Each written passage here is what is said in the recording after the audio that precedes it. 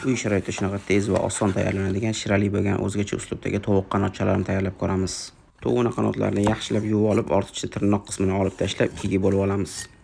Bo'lib olgan qanotchalarimizga 15 gram tuz, 5 gram quritilgan chesnok, 20 gram shirin paprikani solib, yaxshilab aralashtirib, 1 sutkaga xolodilnikga qo'yib qo'yamiz. 1 sutka davomida tuzlari tovuqning ichigacha o'tib, pripravalarimiz esa tovuqning oqishqa hidlarini yo'qotishga sabab bo'ladi. Tavamizga ozgina yog' solib olib, qizdirib, tovuqlarimizni ikkala tomondan yaxshilab qizarguncha qovurib olamiz.